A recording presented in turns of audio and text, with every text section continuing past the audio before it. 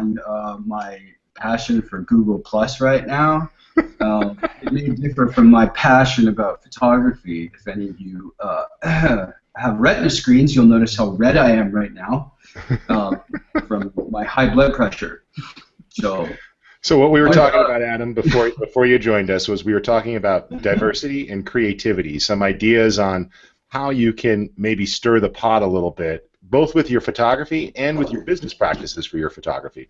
So why don't you just stream of consciousness for a second and join us and share a few of the things on your mind, other than computers suck. Yeah. Dude, the internet is awesome. No, I think one of the things that's really helped me get to where I am today and achieve a satisfaction and continue my passion for photography has been the ability to diversify and be creative in the work that I do. You know, it wasn't always about being a photographer. There was a darkroom technician side, there was a photojournalist side, I was an agent for a while, a producer, a director. I've done all these different things. And each one of those things I used as an outlet to kind of flex my creative muscle at a time or do something different that let me step outside of that everyday, you know, kind of dragging on of trying to be a successful photographer. It can wear on us, and it can make us frustrated and can bring our motivation down. And I think sometimes stepping outside of everything and just taking a look from a different angle can really help us kind of grow and develop our skills in what we're actually trying to succeed at. You can't stay so focused all the time and keep those blinders on, and you're going to miss out on some opportunities that are going to help you expand your life experience, not just your work experience. Well, to that end, one thing that I've always struggled with, and I'd be curious on your guys' comments from both of you, is, you know, we often say to photographers, and I remember my guidance counselor in college saying the same thing, oh, you're interested in too many things. You need to focus. You need to build your portfolio and your reputation on one area. And I'm kind of the poster child for being multi-talented and multifaceted. And, you know, but, you know, everyone hears this jack of all trades, master of none, or that you can't have, you know, that you can't confuse your audience. You know, Skip, we focused on this idea of not sending mixed messages to our clients, but nothing says you could just decide, you know what, I'm going to be a second shooter at a wedding just to get some experience of that pressure. I still sometimes take on journalist assignments, or I'll shoot my own photos for magazine things, or even just product photography for things that I need. I'll step out into genres that I'm not trying to be a working photographer in, sometimes just for personal projects, or, you know, a family member wants me to shoot a family event, and I'll just say, you know what, I'm just going to change my job today and be a different person. Is there anything wrong with, you know, sort of having a dual identity, your real professional identity, and then maybe a side one where you just dabble and try things? Well, I've got a great story that goes with that. We all know Scott Kelby. And I just found out a few months ago, Scott loves sports photography. If you've ever seen any of it, been to any of his workshops or heard him talk, Scott is an avid fan of sports photography. He also loves it so much that he wants to be the very best. Now, here's one of the most successful writers and business owners that any of us know who has taken a job as a stringer, and you'll find him at every possible football game during the season as a photographer out there, being paid essentially minimum wage to be a stringer because he wants to fine-tune that craft. Now, Scott wears at least a half dozen hats that we all know of. In addition to that, he's a husband, he's a father, he's a member of the community. He's written a whole variety of books, including a great one on religion, and he multitasks. I don't think there's anything wrong. I mean, if I didn't multitask and wasn't shifting whatever passion I have for that morning around a little bit, I think I personally would go stale. I think that's why I love special projects. I think that's why Adam and I, and you and I, Rich, we all have such great friendships because, yeah, there's a core business that pays the bills, and we all work to be the best at it as we can, but here and there, we're picking up other skill sets. I mean, I said to somebody not long ago, I wake up every morning and I can't believe how much I still have to learn. But the difference is I'm not getting bogged down saying, oh my God, look how much more I have to learn. I get very excited by how much I've learned so far. And then you can go ahead and you got an open mind and you're ready to tackle something new. Adam, you had something you wanted to toss in on there too, I think? Well, I think to what you were saying, Rich, is that you do those extra things for your family, your friends, those assignments that sometimes you take on. But let me ask you a question: do you put every single one of those things on in your portfolio, on your website? Does everyone see those things? No, I mean, No, and sometimes they're just for me. right, exactly, and I think that's my point, is that just because we have a focused voice and we want our clients to know that we are a wedding and portrait photographer or we are a commercial still life photographer, okay, that's the side of us that our clients are going to see our clients on a day-to-day basis. Now, there's nothing saying that if we step outside of that and do something a little bit different one day, I mean, similar to you, I've done things for family and friends, videos. Somebody will ask me to jump on and operate a second camera on a commercial shoot or something like that. Hell, why not? It's not going to go on my reel or in my book, but it's experience, it's networking, it's meeting people, it's getting out there, it's keeping your skills fresh. You're on point. You're ready to go at any time.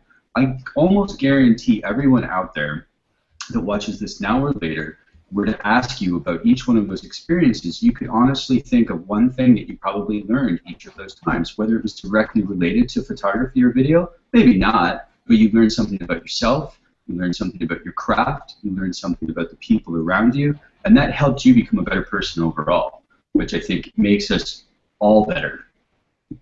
Okay. Well, let's switch to our third topic, and then we'll start to stitch these together, and that is this fact of survival. So, I'm terrified right now. Like, I'm standing in my new office. We just dropped $2.5 million on a building. We've taken out loans. We're building out 2 new studios, and I just hit my 15th anniversary of being in business for myself. So, like, the logical side says, okay, this is natural growth. I'm ready. And then the illogical side says, oh my gosh, is anybody going to come? Is this going to work? Why did I do this? And we're looking at all these things, and as I research around town and I look at my competition, it always boils down to the simple adage: there's always somebody who is more talented than you, who's better looking than you, and who is cheaper than you. Therefore, why would anybody work with you? And so, I'm being slightly sarcastic here, but there is that self-doubt moment. And as I just spoke with a bunch of photographers up in Detroit at an ASMP event, and they, of course, have been facing some real-world challenges up there in that city. And, how do we start to move into survival or thriving? I know that, this is a trend we see. Adam, you also interact with a lot of other photographers through your magazine, Skip. You've done a lot of consulting to folks. How do we get past this? I always say a lot of it's psychological. Part of it is it's scary, but it's more scary to not do something. Like, you know what? I'm going to try. I'm going to take the risk, and I'm going to grow my business, and I'm going to just do this. And just by doing that, there's a much better chance of succeeding than by being conservative, in my opinion. Skip, how do you thrive or survive? Well, there's so many components to this, and I think the first thing is to define what survival is, or better yet, to define your meaning of the word success. I've heard more photographers talk about how they were building something. In fact, Sandy Putsch did a podcast with me a while back where she talked very openly about how she built up a business that was over $1.5 million in gross sales, and then just woke up one day and I was like, what have I done? And wasn't happy. Correct. And if you look at her today, and she'll very openly talk about how the fact that she's the happiest now. I look at my own situation, especially in business, in terms of being happy because I've got a different level of control. Now, you were talking about having been in business for yourself, and it's the 15th anniversary. For me, it's 5. It's actually 6. 6 years next week. And I look at those 6 years, and I look at the fact that the mix of my business and what I do has changed so much, but there's one thing that never changed, and that's thanks to my relationship with Sheila, with my wife. I mean, I look at my business differently. I know when I started out on my own, she said, what are you afraid of? And I said, I'm afraid of failing. And everybody's always surprised when I talk about that, because we all have the same fears. And you just mentioned Rich now. It's like, oh my God, now we've got extra loans. It's another $2.5 million. But you love what you're doing. And if you love what you're doing, it tends to keep your energy going. And I think one of I'm getting way off track on the question, but the question of how do you stay focused, and what are some of the things you do for survival, you've got to take your network and take that inner core, that inner circle of the people you are closest to, and you've got to share some of your dreams with them. You've got to listen to their feedback. You've got to ask them for help. I love the fact that if I'm stuck on something and I just can't figure out what to write about in relation to something, I know I can pick up the phone at any time, and Adam is a good example, because I'll call him and say, all right, this is what I'm thinking about. Does this make any sense to you? You need sounding boards. And Rich, you and I have had similar conversations where you need a sounding board on a project, and so many photographers today think they've got to do it all on their own. They've got to stay in their own little bubble, and they can't bring in any outside influence. And I'm sorry, I got off on a tangent. No, that's very good. And Adam, I'm going to turn to you here. I mean, I think, Skip, if I'm picking up on the trend there, is I've often noticed that photographers approach everything as a lone wolf, that it's a sole proprietorship, it's a single business owner, that it's their brand. Maybe there's an assistant, but the assistant is a very junior position for many folks. And, as I said it earlier, I've got an office with 10 people, and, they make me better. They challenge me. We do a lot of video work, so there's a need for that. I'm not going to have 10 people on a photo shoot, but I may have 1 or 2 people. And sometimes I'm stepping out of the way and letting them do more and observing or just mentoring and then stepping back in. I think that diversity in our work helps. I found that by bringing in different opinions, different art direction, giving different people in the office a chance to be the one driving the creative look, that we have more diversity in our portfolio. So, Adam, what are some of the things you're seeing with, putting these things together, diversity, creativity, and survival? What's on your mind? Well, I think they all do tie in, and Skip is absolutely right. I mean, Skip, quickly after meeting him, and we realized that there was a shared passion for the industry and what was happening, and we started talking on almost a weekly basis. And even though it's not as often as it used to be, he's one of those people in the industry that I can call up, and he's either gonna tell me to suck it up, or he's gonna give me some guidance and try and steer me in the right direction based on his experience. And I think we all need people like that. I think we need people that we can talk to, like the employees you're working with. They don't just become employees; they become friends because they are challenging you. They are, they're there to help you. And you can't just reach out to your mom or your best buddy from college or something like that. It's not the same thing. We need industry people, because we are all afraid of failure. But it comes down to it. You got to suck it up. You want to be successful, you create your own success. And Skip raises the point, like, you got to love what you do, and that's where the diversity comes in, because you're afraid of failure, but you pick a job because you love it. But then you become so afraid of that job and so afraid of failing at that job that you start to actually become unsuccessful at that job. So how do we change that? That's by keeping the passion alive, by going out and talking to people, networking, getting some feedback on your work, getting your feedback on an idea, doing an extra project outside of everything, keeping the creativity alive, remembering why we picked this job in the first place was because we wanted to have a cool job with cool people and hang out, and we loved what we did, and it was an art form, and there was all these great things about it. But as we become so focused on the integral business movements that we have to make on a day-to-day basis, we get so bogged down with all that BS that we forget sometimes that we're creative people and we need to express ourselves creatively. We've got to step outside of it. Well, to that end, one of the things that I tell myself, I tell my employees, I tell a lot of folks, just practical business advice, it's my 2 out of 3 rule, which is I think why I've survived so long in business is that I'm looking for 3 things. I want work that looks great in my portfolio, because that's going to let you get more work, and that's going to let you get the type of work that you want. I want to work with people that I like and respect. And what I mean by that is I don't have to love them. We don't have to be best friends, but I have to enjoy working with them. It has to be fun. It has to be rewarding. I have to feel like, we're making the product better. And then I need to get paid a fair price. And I call it my 2 out of 3 rule, because the number of times that I think I've gotten all 3 in my entire career has been, fewer than 20. It's like it never works out that you can have everything. Maybe you could. Maybe I just need to be more picky. But I've been pretty happy and have a balanced life and, get to be involved in my kids' life and have a happy marriage because I got 2 out of 3. I make enough money to live a lifestyle that I like, that's reasonable, take vacations, do things that are important, get my kids what they need. I've got a good portfolio that I'm happy with, and I work with people that I like. But truth be told, there's lots of time that the great work that's in the portfolio was with people that I didn't necessarily like working with. And some of the best work that I've ever done that's been incredibly rewarding, for groups like the American Red Cross and everything else, they've had no money really whatsoever, and that's okay.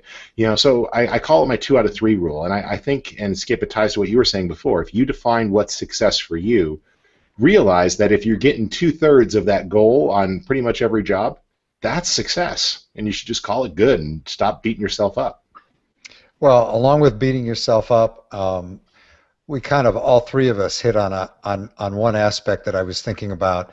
So often, not only do photographers act like they've got to be the lone wolf, but there is a point in any project or any business where you just have to cut your losses. You just have to accept that I hate using the word failure, but it's a failure. It's not going to work. And the fun thing I think about our industry, about being in an industry that is based a huge part on art, on being an artist, on being creative, is the fact that nothing in this industry is forever. And if you started a project, and so often I will see a photographer take an approach and they'll just keep putting effort into it and money into it, and they hate it and they don't necessarily have the skill set that they should have for it, or maybe it's just something else. Maybe the trends have changed in terms of what a consumer wants today, and it's got nothing to do with anything they did. It's kind of like the housing market. They were trying to sell and make some money. The housing market imploded, and the price dropped. It didn't have anything to do with any homeowner. And I think knowing when to pull the plug and saying, all right, you know what, this isn't working, let's go back to the drawing boards and start over again, is a huge part of survival and success, because you've got to be fluid, especially in this industry today. I mean, I laugh about the fact that I finally learned how to program the VCR, and then there was no VCR, or what do I do with my 8-track tapes? Technology is pushing all of us. Social media is pushing all of us. But just as social media is pushing all of us, it doesn't mean that the best communication ever is still the telephone. And you can't you still can pick up a phone and talk to somebody other than your mother. You got to remember that your mother and your dog will always love whatever you do. That doesn't mean that you're as wonderful as they think you are. So it's like, pull the plug and take a look and start over again. Sheila's got a great line that gets used a lot around here, because I'll say, you know what I should have done? And she'll look at me and she said, don't should on yourself. And it's just such a great way to look at it, because it's not a matter of what you should have done, because anything that you should have done, because of the nature of our business and what we've all chosen as careers, anything you should have done, you can still do. It's always there. And that's a very cool thing, and just knowing when to cut your losses and start going in a different direction. So, Adam, you yourself, you continue to work as a photographer. You also work with a lot of photographers. What are some of the self-destructive behaviors you're seeing that are getting in the way of photographers succeeding? We are our own worst enemies. We will always fall back on the same thing. It's a cliche because it's a cliche. It's done over and over and over again, and I think it's like anything else you do in your life. There are a few basic things you need to stick to, and I think it's communication, a little bit of positive thinking. Staying in touch with people it's so important, and I think that as photographers, we are spread so thin. There are so many different social media networks and clients and family and things that we get spread so thin that we forget to kind of focus our voice every once in a while and kind of try and keep things on track. In an overall life sense, it's not just your work, it's not just your family, it's not just this. You kind of have to divide your time evenly, and I think if we get too focused on one thing, we lose focus on another, and that can kind of rock the boat a little bit. And I think we all make those same mistakes. From a business standpoint, it's the same thing, spreading yourself too thin. We've been talking today about diversifying and maybe being a little bit more creative and taking on some other jobs. That doesn't mean that you have to go out there and shoot every single thing that people throw at you, because that can have the adverse effect, and people will start to lose complete track of, all of a sudden you have a category on your website for wedding portrait, dogs, teams, photojournalism, food, still lifes. You know, all of a sudden you shoot it all, and people are like, well, we don't understand what you even do anymore. So you're a mess. So we're just gonna forget about you. You have to keep that kind of one single voice out there, I think, and then independently of that, you know, try and maintain some balance in the other areas of your life. Well, I'm gonna throw out a slightly related idea, but this is something that I'm actually in the process of doing right now, which is I've decided to segment my professional life a lot more. So, you know, for example, the education stuff I'm doing is falling under sites like PhotoFocus and a couple of other things I do with a thing called ThinkTap, and that makes sense to me. And, you know, my personal photography is getting focused under my name. And I've got my own company, but even my own company right now, I've adjusted it into two separate brands. You know, I've kept Red Pixel, which is the visual communications company, which is like an agency, and we're up-leveling our brand. At the same time, we've got a brand new studio level, and that's running under Media Factory. So if people just need to rent out the studio, they're not renting out Red Pixel's studio, they're renting out Media Factory, and I just happen to be in the same building on the floor above. I figured out that one way I could diversify my businesses and have all of these different interests is by putting them under different banners so that it's less confusing to the customer. So when they say, what do you do? It's a much shorter answer because I could check in what context they're asking me. How did they contact me? How did they reach me? Are they talking to me about renting my studio, which I'm an owner and they can use? Well, great. Here, let's talk with that hat on. Oh, are they talking to me as a photographer? Well, here's my photography portfolio, and it's a clearer message. I think that one thing that people maybe get confused on, and I did this very early on, is I'm not a fan of running your creative business just under your name. Because if it's just under your name and it gets too tightly associated with one look or one style, then they only call you for that. But if it's a collective or you have a name for your studio or your agency, then you can add fresh blood and fresh talent and expand when you need to and contract when you need to. But at the same time, you can have an identity for your photography or your work. Skip, I don't know, you know, you've done this, and Adam, I know that you're working with the group now. You know, you're over at Resource Magazine. You've got a team of great folks there. Can you guys maybe address this idea of the collective identity of maybe your professional life as well as the personal identity, and how by segmenting that might let you feel a little bit more free? Yeah, I mean, I guess I'll start, Adam. I mean, the issue of segmenting, I almost look at what I'm doing now and the way I'm trying to run my life is, and my business life as well as my personal life, is almost like the way Adam and his crew put together the magazine every month. You've got a different section. You've got every month you've got a different theme, and it makes the whole package. And when you look at the magazine over an entire year, a completely educational, informative, trend-setting kind of publication. Well, in terms of my business, and you know, one of the hardest things that I used to do was to actually quit at 5. And when your office is in your home, I used to think I'd have a hard time being disciplined if I was on my own. The reality is that it's hard not to be disciplined. And you walk by your office and you know, it's like, all right, we're going to bed. Honey, I'll be there in a minute. Let me just check my email at the end of the day. Well, there's nothing I'm going to check that isn't still going to be there the following morning. And I think developing a discipline and a balance, I think photographers, I think we all actually need to segment our lives. We all wear multiple hats. And Rich, you said something a few minutes ago, just prior to talking about segmentation, about you know, making a living that gives you a lifestyle that you want, being able to spend time with your family. I'd like if we had a show of hands now of people listening, I'd be shocked if more than 2% have made it a point for a date night with their spouse in the last month and a half. Because you tend to get so wrapped up in your business, it becomes who you are, when the reality is who you are is your personality, is your family, and your business and your vocation is only one small component. It's everybody in your life that makes up, you know, who you are. So I think the segmentation is really important. I think disciplining yourself. I have different days where I write about different things because that's what I want to hit on that day, and that's also where the partners in the SCU project know that I have a commitment that we're going to make sure that, Tamron Tuesday is a good example because there's always going to be something related to Tamron or a workshop, and that goes through the whole week long, and having that segmentation makes a huge difference.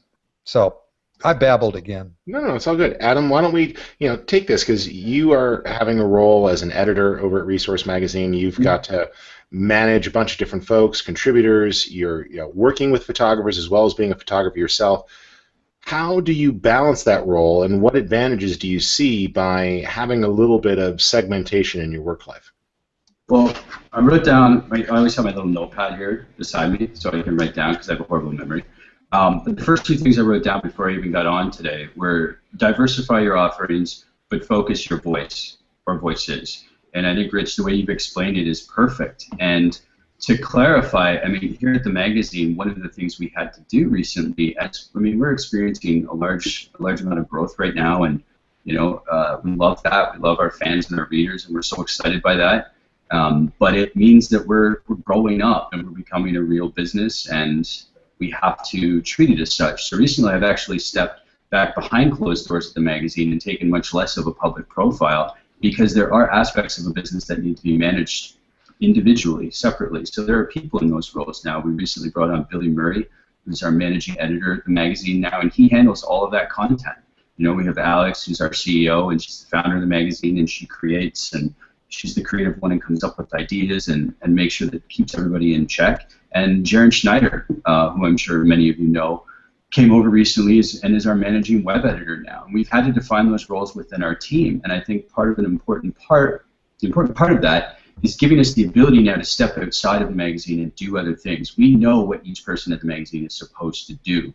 Now, individually, we're all involved in different projects, but some of you may or may not know publicly that we're even involved in that. And it's important because when we started and we were young and we were full of piss and vinegar, we really wanted to be Resource, and we wanted to brand everything Resource, and that meant that if one thing went wrong, all of Resource was affected. So we weren't able to really go out there unless we knew it was a sure thing, and times when we did, it bit us in the ass. It was really hard to experience that level of failure by experimenting and being creative, but then it not working out, but then the whole brand is affected by it. So now we have different companies, different aspects of the magazine that operate behind closed doors, and it's the best way to do it. And I think if you're a photographer and you want to go out there and do something different, you want to do a studio rental, but you want to be a wedding photographer, have two little separate names for it. Let people know what you're doing. Focus that voice. You can diversify your offerings, what you do and what you offer, but make sure the voice for each one is independently focused. So if one thing doesn't work out, it doesn't bring your whole business crashing down. Yeah, very practical advice. That absolutely makes sense. And remember, I mean, other than the rest of Gmail, which was apparently hard today, making new Gmail addresses or setting up different email addresses is not a hard thing, so you can segment and organize your life. I have an email address just for what I have to do with my kids at school. So when that comes in, I see it. Versus PhotoFocus has its own email address, and my design company has an address, and I have an address for my writing. And so I know when messages come in, and remember one of the things I guess that I'll leave with, and as we start to wrap up today, is for me, the diversity is both diversity in having different voices in my professional life, and having a very diverse professional life. And so, I joke, but I've got 5 jobs. I'm a software developer. I'm working on some software that with a team of folks that will eventually come out. It's partially out, and it's fascinating, and I learned so much by doing that. But that's completely different than my job as a photographer, and which is different than my job as a photo educator. There's a lot of overlap there between photographer and photo educator for me, but I still have clients and work, and then I've got my design clients. And by segmenting those messages, by using things like SaneBox, for example, which is a great heavy email filter that you train and it learns, I know that when messages come in, they're typically real and they're business opportunities, and I need to respond to people and get back to them. So I think that it's good to have that diverse life, but you need to take technological steps to keep it organized. Don't send mixed messages. Try not to cross the streams in your diverse life, but one part of my business life can fail and the rest of my businesses are still running and I'm fine. Or one part can have a lull or lose a client and it's not a disaster. I've got enough diversity in my personal portfolio that I'm in good shape. So I think it's important to think about maybe not having all of your eggs in one basket. Consider splitting things if you have different passions or interests. Skip, anything you want to add in closing advice that sort of ties our three together? Yeah, you had asked before, you had asked Adam, and I don't know that we ever really answered it, about what are some of the mistakes or pitfalls that we see photographers going through. And I want to kind of wrap up and go back to that. And it's real easy. One, stop believing your own press releases. You need to put out a press release. You need to talk about how good you are. You need to talk about something that you accomplished. You need to talk about some award that you've won. And the purpose of that is to get people to know who you are and build more brand awareness. But there's a great expression that we've used over the years, and you start to see a photographer whose ego has just gotten out of control, and you're sitting there, and I'll say to Sheila, he or she is, they're starting to believe their own press releases. Your press release serves one purpose only, and that's to help build your brand. You've got to be able to go home at night and think about, all right, what do I need to do tomorrow that takes me in another direction that's worthy of people reading about, that's worthy of contributing. So that's one piece. The second one, to keep that energy going, is to go to every possible workshop you can, whether it's directly related to your skill set or business or marketing. Whatever it is, you've got to keep learning. We're part of an industry that you can never stop, and I've told the story probably on this podcast before, but Don Blair was in his mid to late 70s when he was in the back of the room in Phoenix at a Nick Vidros workshop, and I saw Don taking notes like, I didn't even know he could write that fast.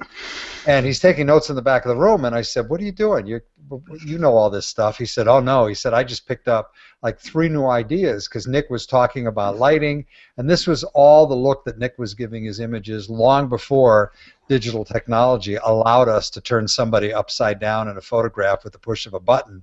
Nick was really turning them upside down on the set.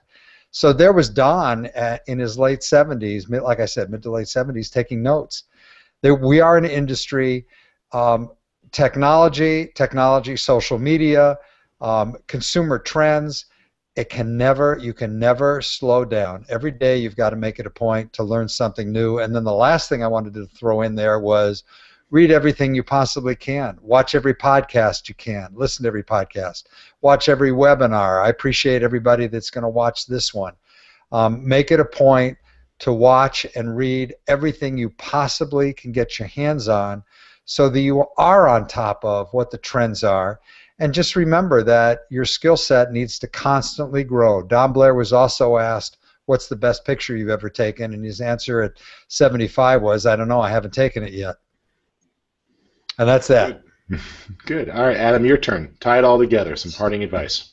It's good advice, but I have to agree with Skip as usual. It's learning is working for us. Working is learning. They go hand in hand. And I think if you're not out, you don't have a camera in your hand, there are so many outlets on the web today and bookstores and newsstands, Apple or otherwise, that you should be learning. Every day you can. And if you're not doing that, then you should be spending time with your family and friends, your kids, your partner, your dog, I don't care who, but you want to try and get that balance back. But if you're just sitting around and you're thinking, oh man, my life sucks, your life is going to keep sucking until you do something about it. Because you really have to stand up. Diversify, get out there, figure out, how you want to do it, but you got to do something, because just sitting around like a bump on a log is not going to get you very far. All right. Excellent. Well, folks, we really appreciate you tuning in. And remember, this will be available on replay. I am going to go back and edit the movie so it starts where we actually started as opposed to the live exit point session. Gotta love Google, guys. But I appreciate you tuning in and joining us live. And then, of course, this will be available for replay. And we'll also repost it to both the PhotoFocus website and to SCU. My name's Rich Harrington. I am the publisher of PhotoFocus, and you can check us out over at photofocus.com. We produce educational resources for folks about photography, and you're welcome to take a look at that there. There's a ton of free stuff as well as podcasts and things to help you. So just head on over to photofocus.com. You can look me up, or if you want to look up my company, that's just Red Pixel, RHEDPIXEL, and feel free. Skip, where can people get in touch with you? Best is skipcohenuniversity.com, but I'm Skip Cohen on Twitter, Skip Cohen on Facebook, And Adam, as we close out, did I hear a rumor of a very cool announcement with Resource?